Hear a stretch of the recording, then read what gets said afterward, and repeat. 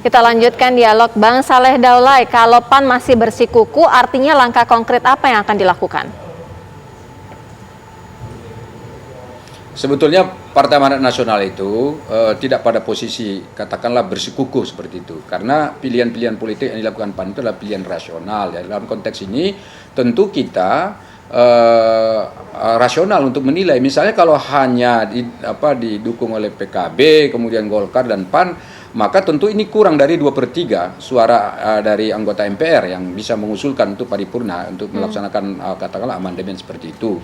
Dan karena itulah maka kalaupun misalnya ditanya apalagi langkah yang akan dilakukan, ya tentu komunikasi lintas partai dalam rangka mengawal kehidupan berbangsa dan bernegara ini tentu harus tetap dilakukan. Bukan hanya soal amandemen saja, tetapi banyak soal yang tadi akan kita kerjasamakan demi kepentingan masyarakat luas. Ya termasuk diantaranya seperti yang disampaikan oleh Bang Basara tadi, ya tentu kita fokus juga untuk mengurus pandemi ini supaya segera berubah jadi endemi misalnya. Dan itu kan banyak sektornya. Itu ada sektor ekonomi, ya kan, pendidikan, kesehatan dan seterusnya. Itu semua menjadi perhatian kita. Nah karena itulah maka kami berharap bahwa wacana yang digulirkan ini sebagai sebuah diskusi yang sudah menjadi sorotan publik ini tentu bisa dijadikan sebagai pembelajaran bagi kita semua, dan kami tentu akan ikut keinginan masyarakat luas. Kami akan ikut apa yang diinginkan oleh partai-partai politik yang ada di DPR. Bang Ahmad Basarah, mungkin tidak masih diakomodir Bang mengenai penundaan pemilu ini, atau hanya agenda sisipan yang berhembus wacana saja, tidak jelas seperti itu? Ya, yang pertama kami menghormati hak konstitusional setiap warga negara, bahkan pimpinan partai politik atau elit pemerintahan tertentu untuk menyampaikan pikiran, pandangan, dan sikap politiknya. Tetapi terkait dengan isu periodisasi masa jabatan presiden dan penundaan pemilu, bagi kami tetap hal itu bukan merupakan satu kebutuhan bangsa kita pada saat ini. Nah, terkait dengan usulan PDI Perjuangan untuk melakukan amandemen terbatas Undang-Undang Dasar 1945 untuk menghadirkan PPHN, kami menganggap itu sebuah kebutuhan bangsa.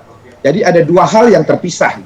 Usulan tentang PPHN itu adalah sebuah kebutuhan bangsa, meskipun beberapa pengamat misalnya mengatakan tidak mengeluhkan hadirnya GBHN, tapi dalam kajian ketatanegaraan kami, bangsa yang besar ini memerlukan kembali hadirnya GBHN. Satu contoh misalnya, gagasan PPHN itu juga untuk melindungi secara konstitusional legasi dan rencana-rencana pembangunan yang sudah disiapkan Pak Jokowi.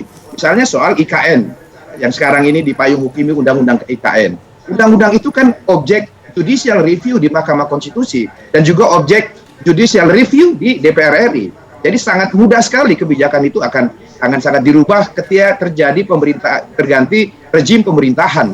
Nah, kalau kita memiliki payung hukum GBHN dengan payung hukum TAP MPR yang itu mendapatkan mandat dari Undang-Undang Dasar kita, dia akan memiliki satu payung hukum yang lebih kokoh begitu.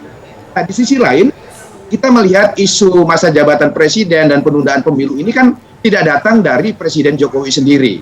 Nah, oleh karena itu kami memastikan bahwa posisi PDI Perjuangan ini seiring dengan Pak Jokowi, saya kira termasuk dalam isu masa jabatan presiden dan penundaan pemilu ini. Nah, hal itu dapat kita lihat misalnya pernyataan Pak Jokowi pada tanggal 5 Maret yang lalu. Beliau mengatakan akan tegak lurus pada konstitusi.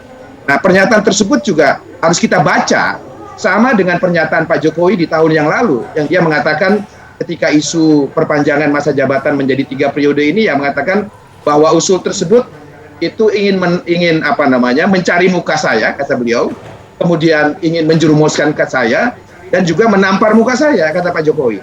Jadi pernyataan beliau tanggal 5 Maret kemarin dan pernyataan pada tahun yang lalu, saya baca satu tarikan nafas bahwa Pak Jokowi tetap taat pada konstitusi sesuai dengan sumpahnya.